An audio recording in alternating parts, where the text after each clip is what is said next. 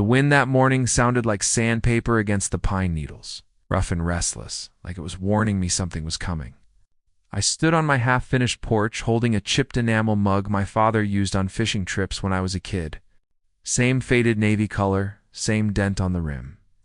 I brought it here for mornings exactly like this, cold, quiet. Mine. 6 years of weekends up here had carved lines in my hands deeper than any birthday ever did. Every paycheck went to lumber, copper, piping, or diesel for the climb up the mountain road. I didn't build this place for luxury. I built it because silence is the only thing that ever answered me back after. Sarah died. Marcus Thompson, 44, electrician, widower, still learning how to breathe without her. I thought the cabin was finally becoming a home. Turns out it was about to become a battlefield. The road leading up to my land isn't really a road. It's a stitched-together path of crushed stone and stubborn wild grass. You don't drive up here unless you mean it. So when I heard tires grinding up that path, I knew it wasn't a hiker or lost tourist. I stepped off the porch and saw a silver SUV climbing the last incline, headlights slicing through the tree line like interrogation lamps. A woman climbed out before the engine even shut off. Blazer too crisp for the mountains, clipboard held like a holy relic. Eyes scanning my cabin the way a banker looks at overdue paperwork. "Mr. Thompson?" Her voice was smooth but sharp, like polished steel. "That's me," I said, wiping sawdust off my palms. She didn't offer a handshake. "I'm *** Karen Delaney, acting president of Ridge Valley HOA. We need to talk about this structure." Structure. Not home, not cabin, not even project. Just structure, same way animal control might say carcass. I felt something shift in the air right then, like the mountain itself braced for a storm. "I didn't buy into an HOA," I said calmly. "This land was listed as unrestricted." "That was before incorporation," she replied, tapping her clipboard. "New community guidelines apply to all properties within designated boundaries." Her smile held no warmth.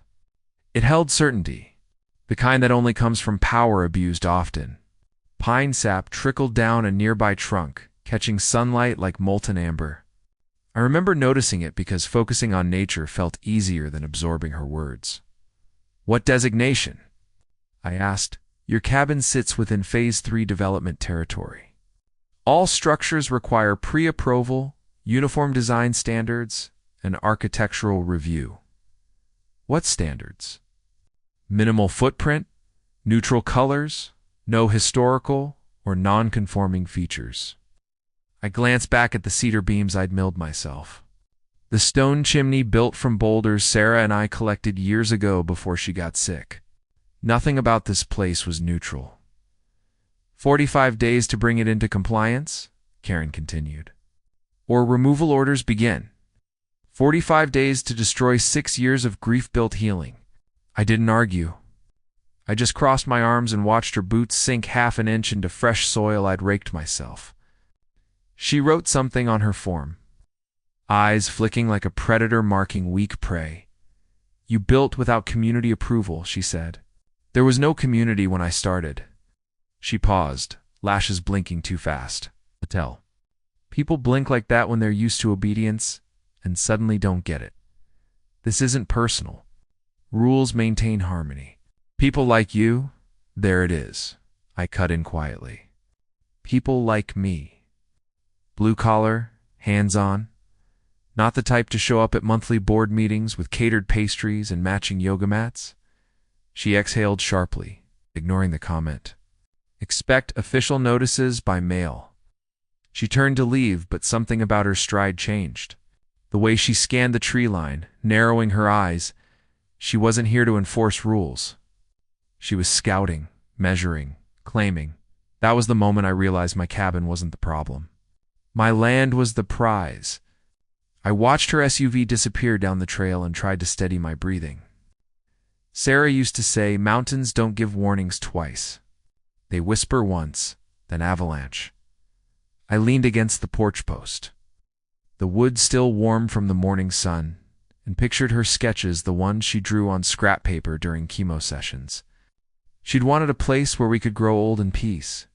I promised her I'd build it anyway, even after she was gone. That promise wasn't negotiable. Certainly not for an HOA committee with matching clipboards. That day I didn't work on the roof like planned. I spent hours walking the perimeter instead, counting fence posts, memorizing slopes, tracing ridge lines like reading a map written in bark and granite. The land felt like hers. And suddenly, I needed proof. It always had been. By sunset, sky turned red, fiery enough to stain the cabin windows like spilled paint. I sat on the porch steps with that old fishing mug, fingers wrapped around the warm metal, and replayed every word Karen said. Phase 3, development territory. I'd never heard of a Phase 1. Dark settled fast and cold followed. Mountain nights don't linger politely. That's when I made my decision not to fight. Not yet.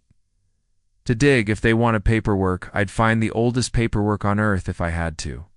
County records, survey markers, archive deeds. Whatever buried truth existed beneath these roots. Sarah used to joke that grief makes people archaeologists. We start digging through the past to survive the present. She wasn't wrong. Sometimes the hardest battles start quietly, with nothing more than a clipboard and a fake smile. I just didn't know then that the truth buried under my cabin would shake the entire valley. Nor that Karen's interest wasn't just legal, it was profitable and personal. And this was only day 1. The next morning, frost dusted the pine needles like powdered sugar, and my breath fogged in the cold air while I waited for my truck's engine to warm.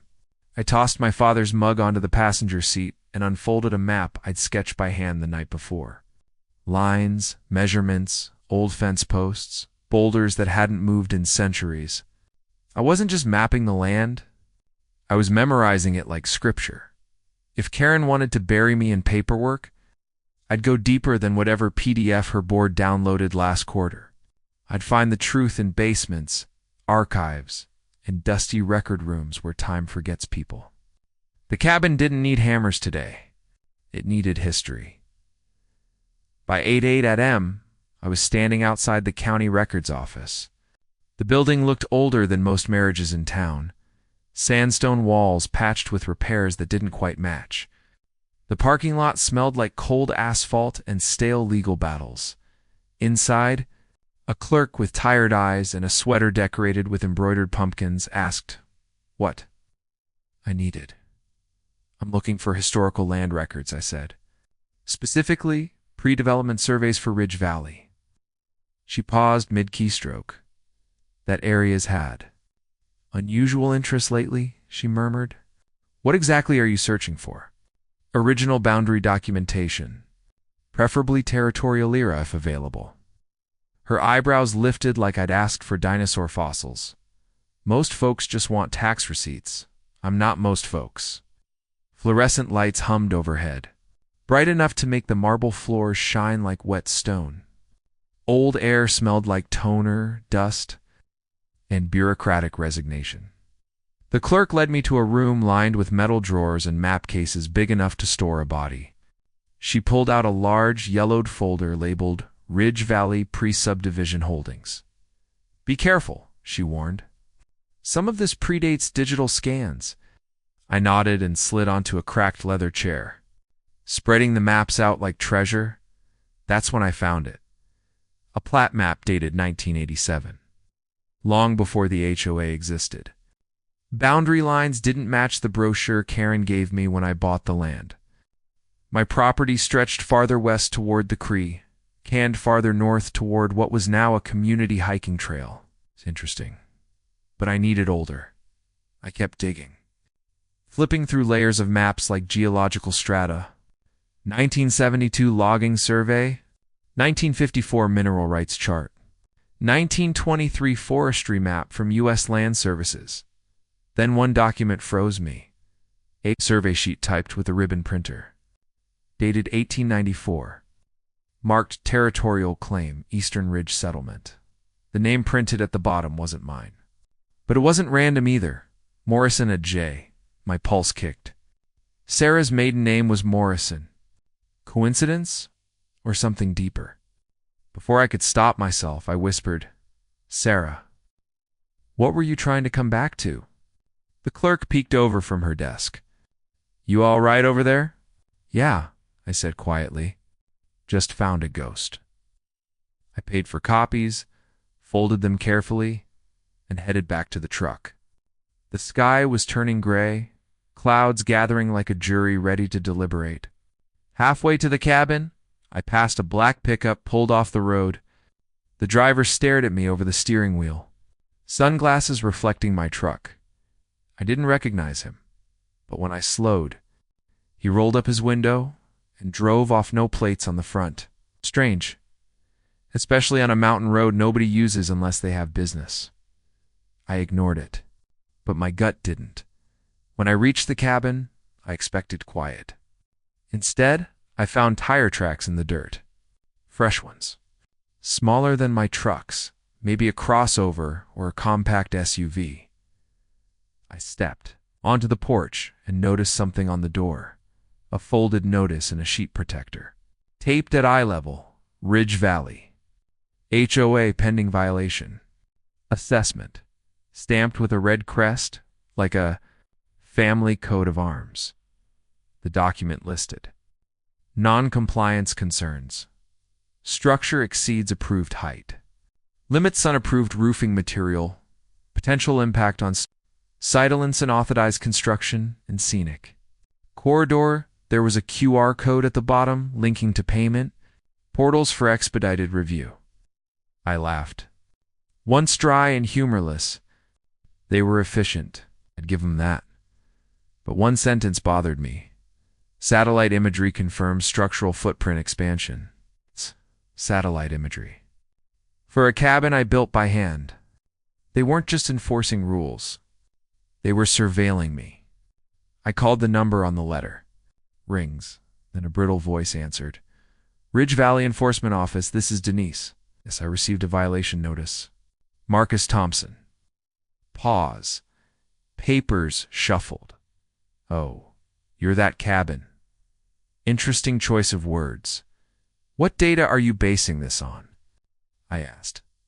"Survey benchmarks provided by Whitmore Land Services." "Whitmore? Is that connected to Karen Delaney?" Another pause, longer this time.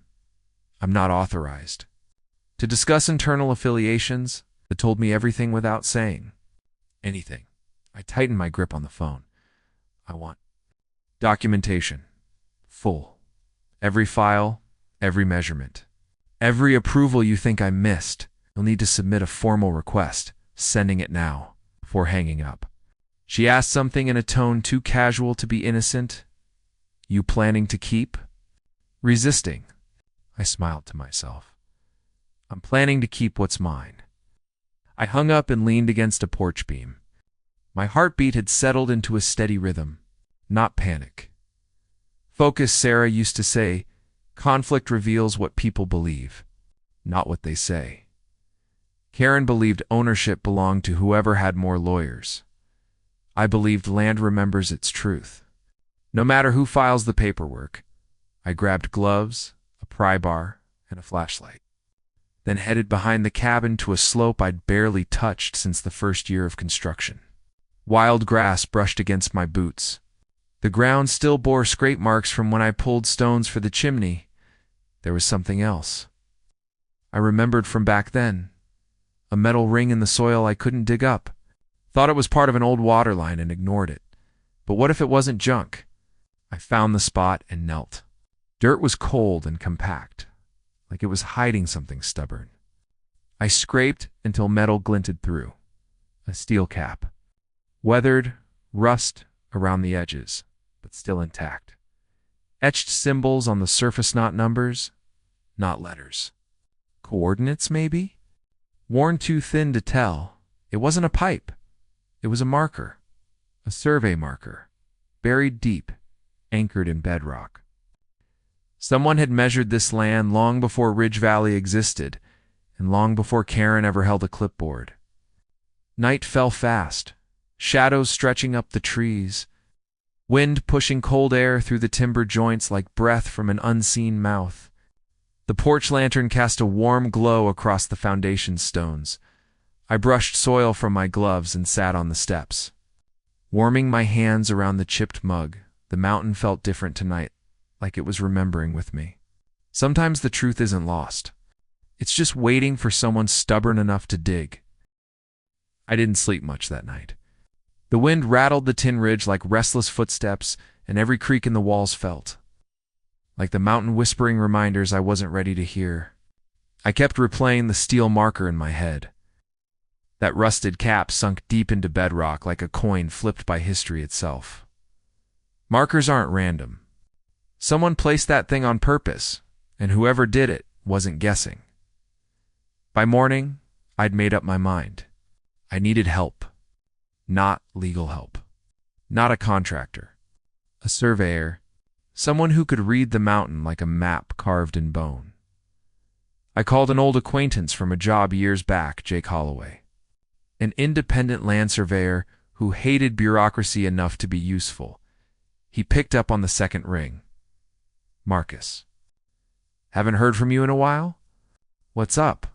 I need boundary verification. Old boundary, pre-HOA.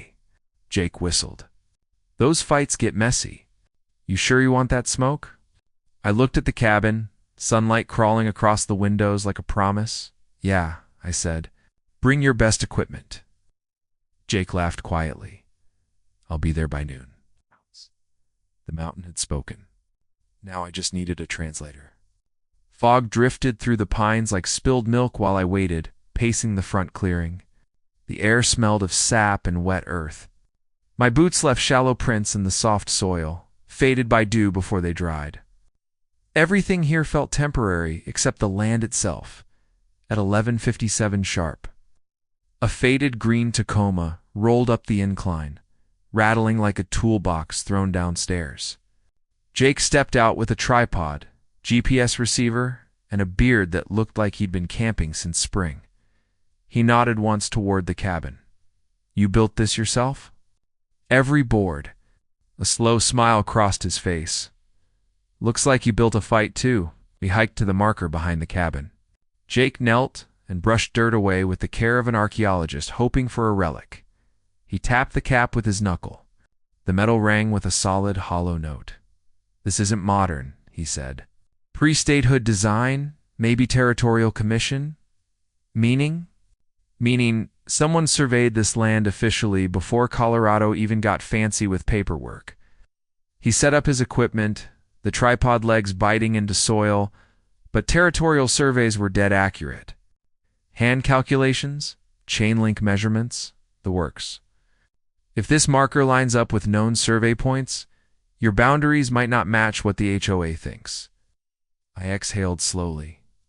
So my cabin might be outside their jurisdiction? Jake shook his head. Or worse for them. Their facilities might be inside yours. The possibility felt like a loaded gun I hadn't meant to find. For 3 hours. Jake walked the land, taking coordinates, comparing grid lines.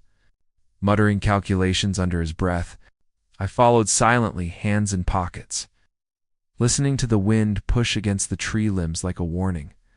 When he finished the initial pass, he leaned against a tree, rubbing his jaw.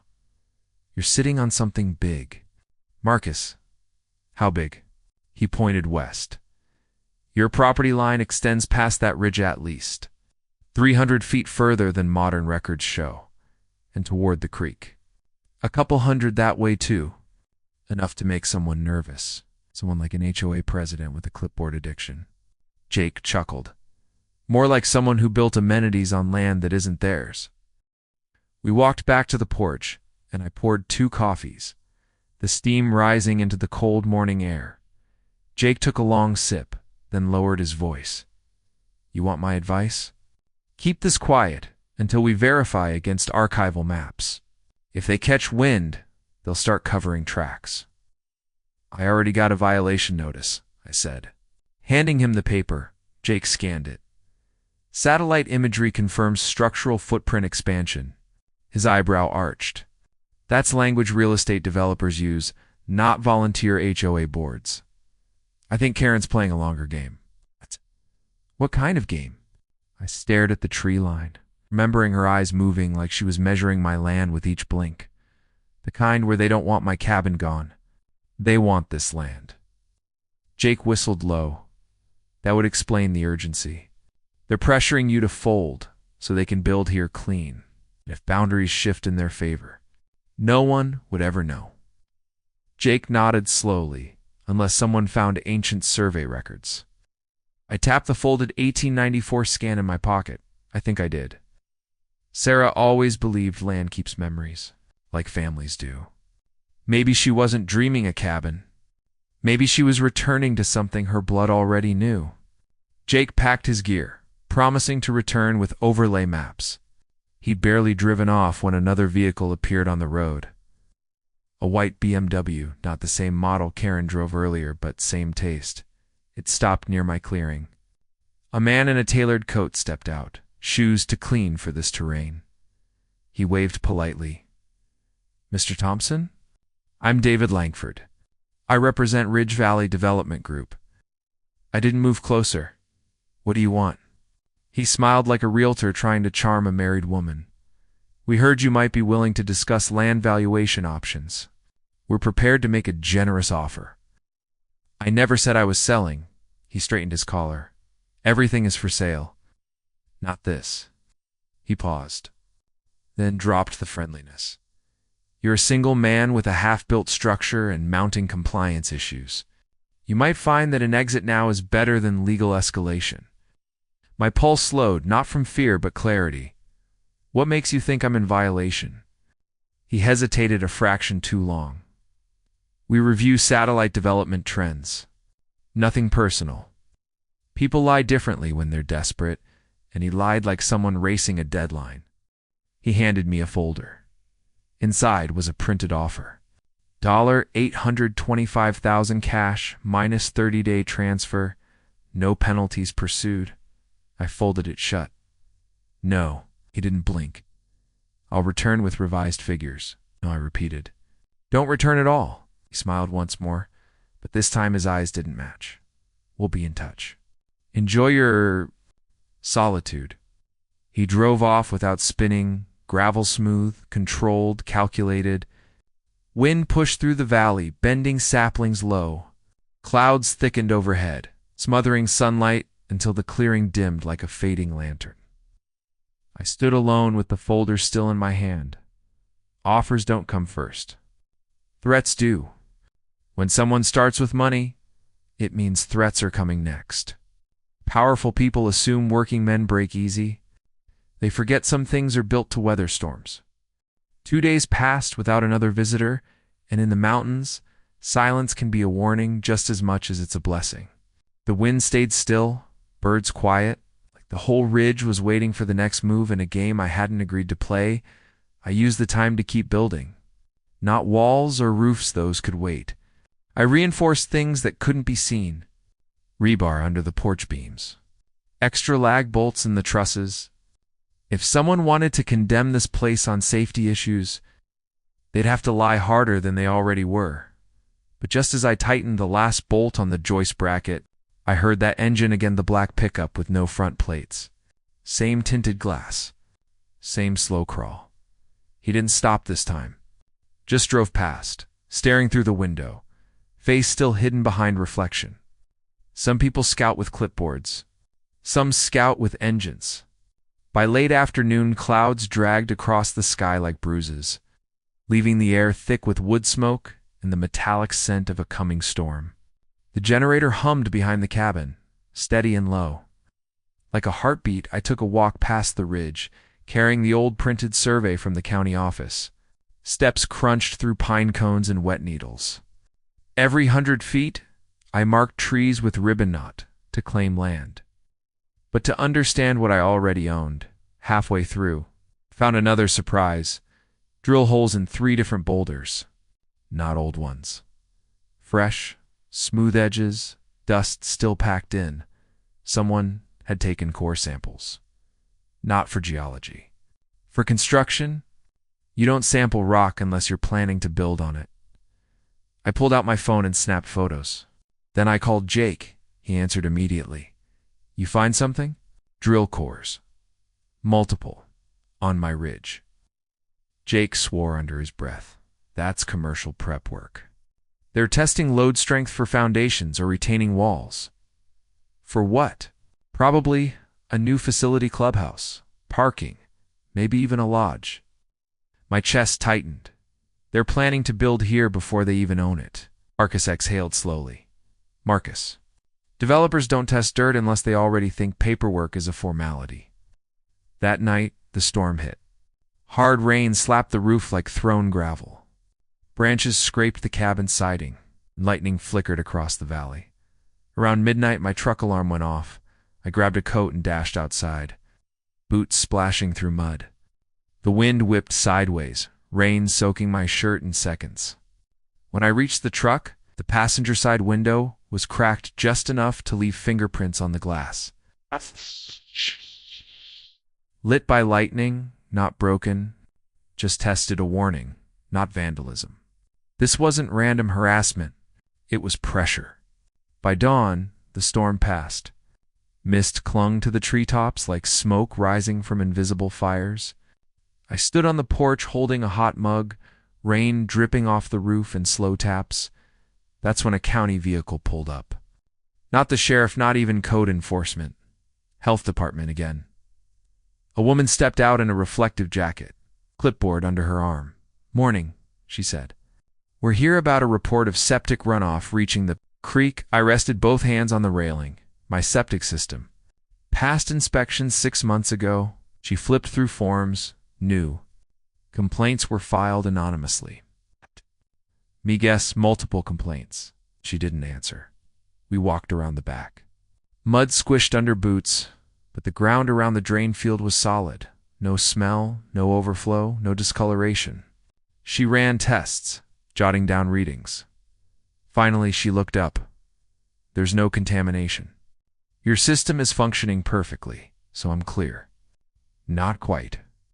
We still need to verify the unit was installed by approved contractors, its owner built with county permits. She chewed her lip, suddenly uncomfortable. Well, this region recently changed requirements. DIY systems now need retroactive compliance inspections.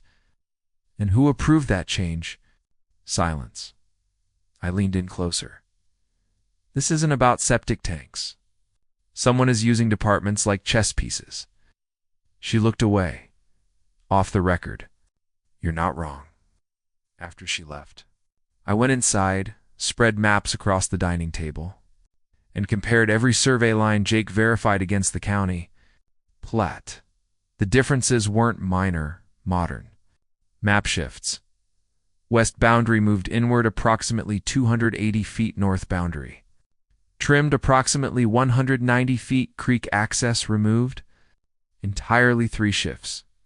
All in the HOA's favor, not random. Targeted. That's when my phone buzzed. Jake. Texting pics. He'd overlaid the territorial grid onto satellite images. One message stood out.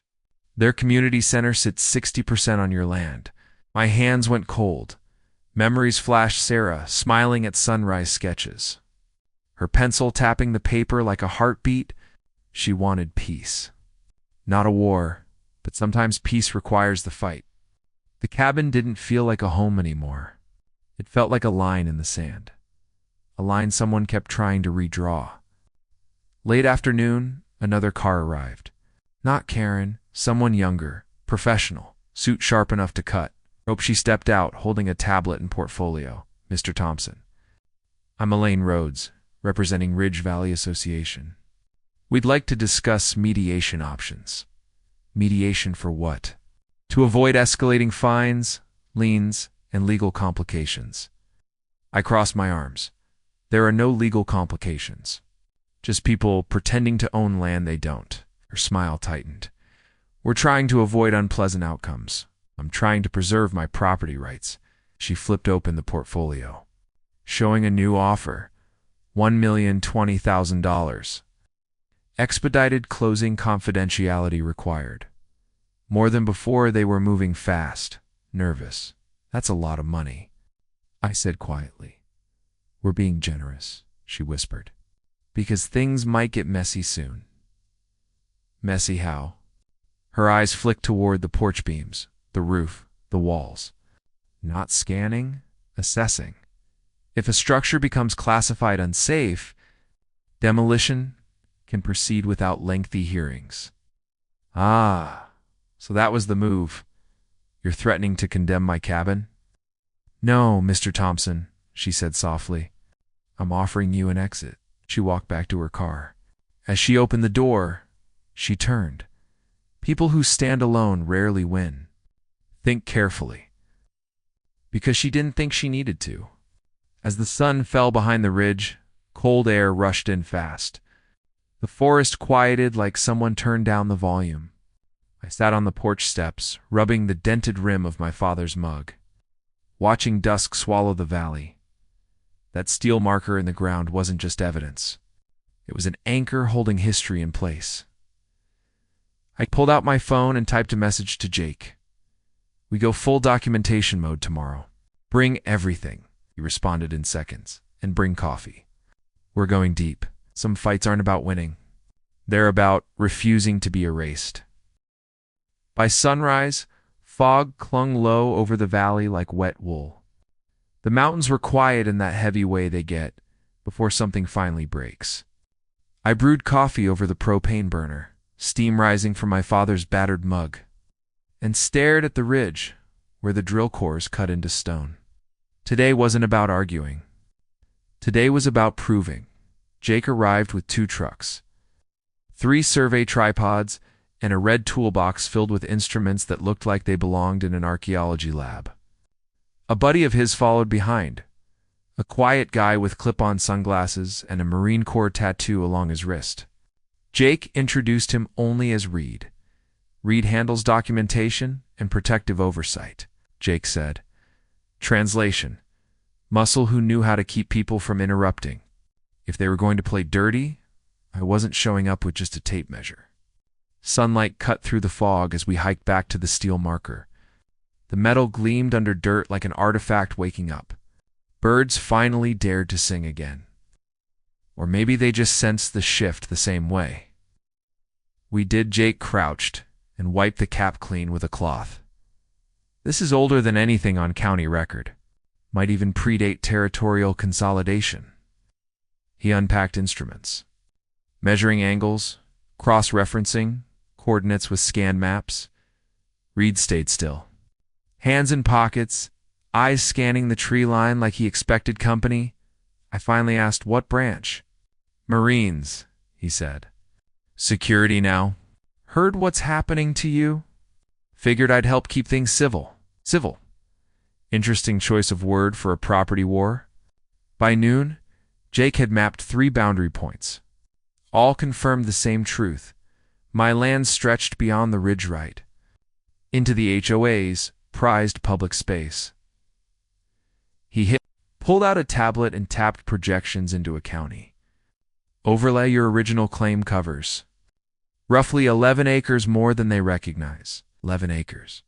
Not a few feet acres, that's a strip running through their trail. Playground and part of their community lodge. Jake added. My throat tightened. They built their crown jewels on stolen ground. Jake nodded slowly. And here's the kicker. If territorial claims supersede modern plat adjustments, they've been trespassing for years. They weren't enforcing rules. They were erasing records to take land. That's when we heard engines. 3 vehicles rolled up the dirt road, 1 SUV. 1 black pickup, the same one, and 1 county inspector truck. Karen stepped out of the SUV first. Sunglasses on, lips tight like she tasted something sour. 2 men in collared jackets followed, clipboards tucked under their arms. The county inspector came last, flipping through paperwork without looking up. Karen called out, voice projecting confidence she no longer had. Mr. Thompson, you are conducting unauthorized land alterations. All surveying must be approved by the association. Jake straightened but didn't step back. This isn't your land, he said calmly. And private property doesn't require permission to identify its own boundaries. Karen's jaw clenched. This area falls under Ridge Valley Community Purview. He held up the tablet. No, according to territorial records, this ridge never belonged to the HOA. Your facilities sit on misappropriated acreage. Karen's eyes flicked to the inspector, their real leverage. The inspector cleared his throat. We've received new reports your cabin presents structural safety concerns. We may need to issue a temporary closure. I stepped forward based on what evidence? He tapped his clipboard. Anonymous complaints citing foundation instability and improper electrical work. Buddy laughed once. Buddy? The guy is a licensed electrician. The inspector hesitated just long enough to reveal doubt, then held out the notice. This is simply procedure until we can verify. Reed stepped in without touching anyone. You're not entering the property without a warrant. His voice wasn't loud, but it carried weight. Karen lifted her chin. You're obstructing official inspection. No, I said. I'm asserting my rights. Come back with documentation that shows jurisdiction. Until then, you're on my land without authority. The inspector shifted, suddenly unsure which side he was on. Karen's gaze sharpened. This stubbornness will cost you. Our board has already discussed emergency seizure if you remain non-compliant. There it was, the real plan laid bare. Jake raised the tablet, tapping the map. Emergency seizure of what exactly? Your public space is sitting on land, legally documented, in a pre-statehood survey. If you push this, you're opening a lawsuit for 20 years of unlawful use. The men behind Karen exchanged nervous looks. Even the inspector took a step back, quietly folding the notice. Karen's voice thinned. Those old maps are irrelevant. Modern filings supersede no, Jake cut in. Recorded territorial boundaries supersede modern conveniences. That's how land law works. She blinked, trapid, hard. A crack in composure. You don't understand who you're up against. I stepped off the porch, boots hitting dirt with a thud. No. Karen, you don't understand who you're up against. I pointed to the ground. This is my wife's land. Her family walked it before your committee had matching fonts on their letterheads. And I'll go to court, the state, federal archives, whatever it takes to protect what's left of her memory. Wind pulled through the trees. Loud enough to cover the silence that followed, Karen finally lowered her voice. You can't win. Maybe not, I said. But you can't take what was never yours. The inspector quietly closed his folder. I'll hold off on further action until documentation is clarified. Karen turned on him. You don't get to delay enforcement. He replied softly, almost afraid. I'm not risking a lawsuit over unclear records. She backed toward her SUV, jaw locked, eyes burning with that cold, righteous hatred people get when their power slips. This conversation isn't over. It is today, I said. She got in the car and slammed the door so hard the windows shook. The convoy retreated down the mountain, tires spitting gravel like sparks. When silence returned, it felt lighter. Jake packed his gear. Reed scanning the tree line one more time. Jake finally looked at me. You need to be ready. They won't stop. Not until someone forces transparency. I know, I said. Good, Jake replied, because we're not done yet. Sun dipped behind the ridge, staining the sky burnt orange. I sat on the porch with that old mug, the smell of damp earth rising from the forest floor. A breeze pushed through the pines. Whispering through needles like an old memory, I closed my eyes and imagined Sarah sitting beside me, sketchbook on her knees, pencil tapping the page in that quiet rhythm. Maybe she didn't choose this place just for sunrise views. Maybe she felt the pull of something her family left behind, something that never forgot her. Some land doesn't need to be owned. It just needs to be respected. Sometimes survival isn't about building walls. It's about knowing where the real borders aren't, refusing to move them.